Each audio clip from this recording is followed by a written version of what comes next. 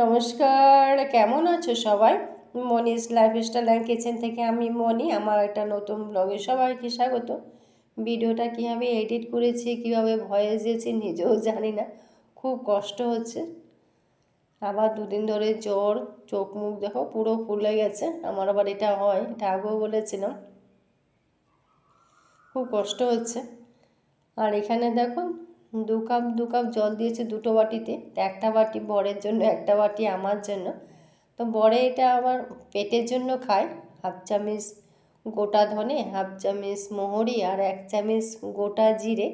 তো 2 কাপ জলে ফুটিয়ে যখন 1 কাপ হয় তখন সেটা খায় আর কি, যেহেতু পেটের সমস্যায় খুব কষ্ট পায়।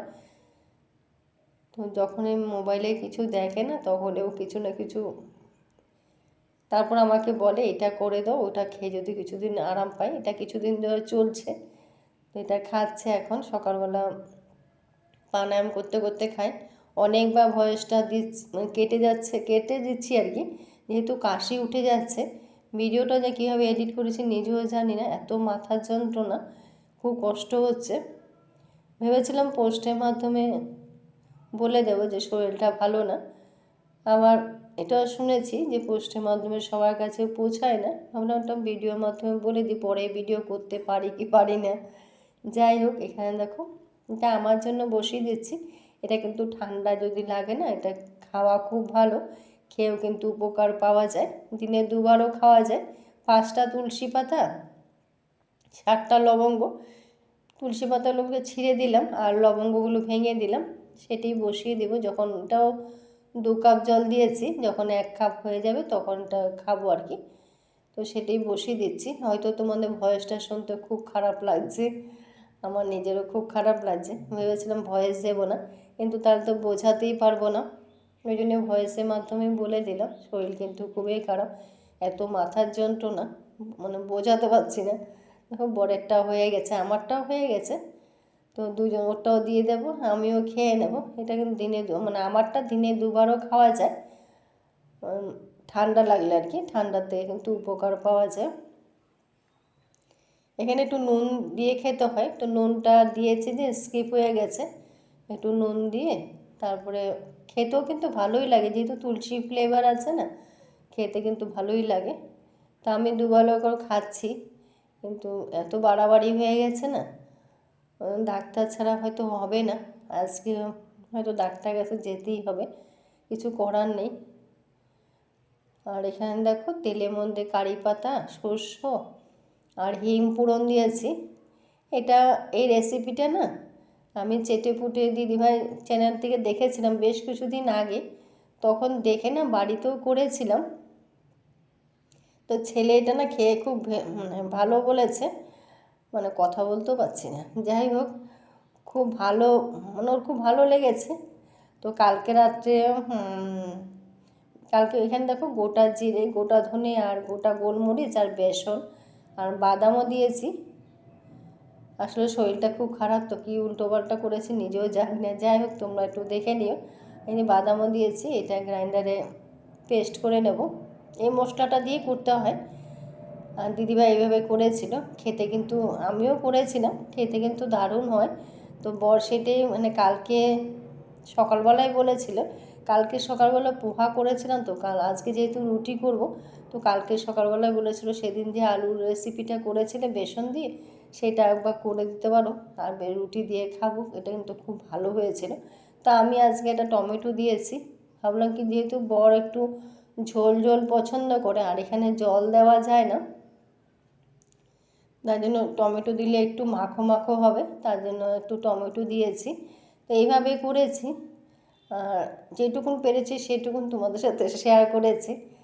মানে এত শরীর খারাপ নিয়ে রান্না করছি না, মানে মাথাটা নামাতে পারছি না, এত মাথার যন্ত্রণা।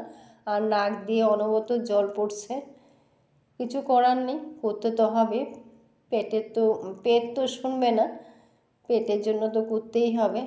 বাড়ির তো মানে ছেলেকে বরকে তো ওদেরকে তো খাওয়াতেই হবে।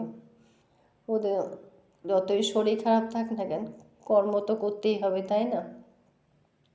অত ভাগ্যবান না যে কেউ করে দেবে। যাই হোক, এখানে রান্নাটাও কিন্তু আমার হয়ে গেছে। আর খেতে জানো তো খুব ভালো হয়, একবার ট্রাই করে দেখতে পারো।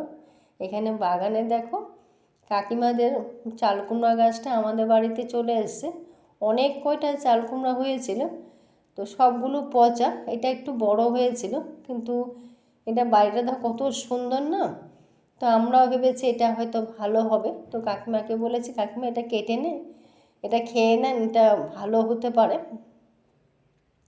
কিন্তু একটু পরে কেটে দেখি কি এটাও একই, মানে ও পচা, দেখেছো উপরটা কত সুন্দর ছিল আর ভেতরটা পচা। যাই হোক কাকিমা এটা ফেলে দিয়েছে। তারপরে রান্না যেহেতু আজকে নিরামিষ, নিরামিষ দেখি আলুর রেসিপিটা করতে বলেছিল বর, সেই জন্য আজকে তোমাদের সাথে শেয়ার করলাম।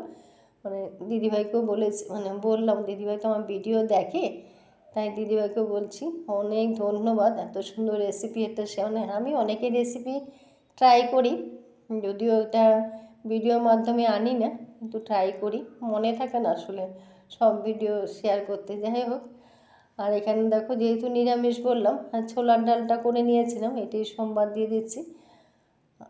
এদিকে সোয়াবিনটা সেদ্ধ করেছি, ভয়েসটা যে অনেকবার কেটেছি, অনেকবার দিচ্ছি, কতটুকুন দিতে পারবো নিজেও জানি না। তো ভয়েসটা না দিলে আর, আলুটার মধ্যে ধনেপাতা দেওয়ার ইচ্ছা আছে, মানে দিলে ভালো লাগে, আগেরবার দিয়েছিলাম, কিন্তু আজকে ধনেপাতা আছে পরে দিয়েছি, সেটা তোমাদের সঙ্গে শেয়ার করা হয়নি। যখন আলুর রেসিপিটা রান্না করছিলাম না, তখন ধনেপাতাটা বার করে দেখি অনেকটা পচে গেছে, এটা মানে না বেছে দেওয়া যাবে না, পরে বেছে তারপরে আলু বেসনের রেসিপিটা দিয়েছে, এখন ডালও দিয়েছি, যে কুটুম ছিল ধনেপাতাটা বাকিটা ছোলার ডালের মধ্যে দিয়ে দিয়েছি, জানি থাকলে পচে যাবে, ওই জন্য দিয়ে দিলাম।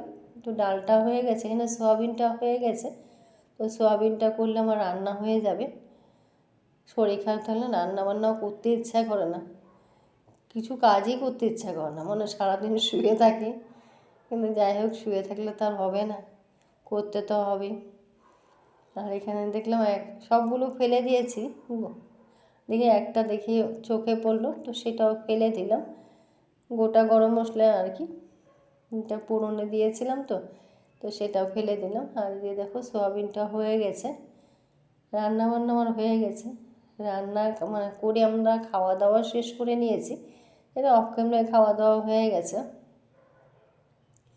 খাওয়া দাওয়া শেষ করে আর এখানে দেখো ওরাও এক জায়গায় কতদিন থাকবে, দেখো কি সুন্দর, কত বড়, মানে কত উঁচু বাক্সটা, এইটুকুন গেরিটা দেখো কীভাবে বার হয়ে যাচ্ছে, মানে ওরা এখন আর বাক্সে থাকতে চাইছে না, যদিও ওরা এক জায়গায় থাকে না, জায়গা চেঞ্জ করেছে, কিন্তু এই বাক্সে এখন আর থাকতে চাইছে না।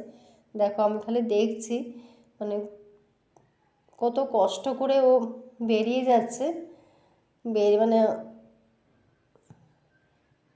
বেরিয়ে গেল, একজনই বেরিয়েছে, আর ওদের মানে ওর মারও খাওয়া দাওয়া হয়ে গেছে, খাওয়া দাওয়া রেস্ট করতেছিল, তো বাচ্চাটাও বেরিয়ে গেছে। আর এখানে একেবারে সন্ধ্যায় চলে এলাম, এটা কিছুদিন আগে রিলায়েন্স থেকে বাজার করেছিলাম, জিএসটি কত দামে পেলাম, কোথাও জিএসটি তো কিছুই পাইনি, শুধু দুধ আর পনিতেই পাওয়া গেছিলো আর কি, জানি না এখন হয়েছে কি না, আমরা তখন 22 তারিখে পড়ে গেছিলাম, আমার বর 22 তারিখের জন্য বসেছিল, তারপর তো তখন তো খুব বৃষ্টি জল, তাও 2-4 দিন পরে গেছি, তো এগুলো মানে ব্যাগে ছিল, এগুলো গুছানো হয়ে গেছে সবটা। দেখো এগুলো কিন্তু জিএসটি একটা তো পাইনি, মানে বলেছে না কমাবে কমাবে, ওরাও বলছে যে এখনও কমায়নি, এখনও জায়গায় আছে, কিন্তু শুধু দুধে আর পনিরে দামটা কমেছে আর কি, ওটাতেই আমরা কম দামে পেয়েছি। আর এটা না হলে তো আমার হয়ই না, আমার তো আবার মানে বাথরুম, ঠাকুরঘর আর রান্নাঘর, এই তিনটা জায়গা যদি আমার পরিষ্কার না থাকে না, আমার কিন্তু খুব খারাপ লাগে সত্যি কথা। আর এখন সব গুছিয়ে তারপর মশলা কোটাগুলো, একটু মশলা শেষ হয়ে গেছে, সেটাই ঢেলে নিচ্ছি আর কি, তো এটা আজকে মুছে নিলাম, আজকে আর ধুইনি বেশি, মানে প্রথম না অনেক দিন মানে খুব ঘন ঘন ধুয়ে নিতাম, এখন দেখেছি কি ঢাকনাটা ঠিক ভালোভাবে আটকায় না, জানি না ধোয়াতে কি না কিসের জন্য জানি না, এই জন্য এখন খুব কম ধুই, হয়তো মাসে 2 মাসে একদিন ধুই আর কি। এখন মানে আগে যেমন খুব শেষ হলেই ঘন ঘন শেষ হলে ঘন ঘন ধোয়া হতো, এখন আর ঘন ঘন ধুই না, মুছে নিই, সেটাই মশলাগুলো ঢেলে নিচ্ছি। এটাও কিন্তু একটা বড় কাজ, এই শরীর খারাপ মধ্যে কিন্তু এইসব মানে মশলাপাতিগুলো ঢালা কিন্তু একটা বড় কাজ, না করলে তো নয়, এটা তো করতেই হবে। তো আজকে এগুলো করতে করতে ব্লগটাও শেষ করব। কেমন লাগলো কমেন্ট করো, সবাই ভালো থেকো, সুস্থ থেকো, সাবধানে থেকো, এখন কিন্তু ওয়েদারটা খুবই খারাপ। মুড়িটাও ঢেলে নিচ্ছি। যদি কিছু একটা ভালো লেগে থাকে তো লাইক কমেন্ট শেয়ার করো, পাশে থেকো সবাই।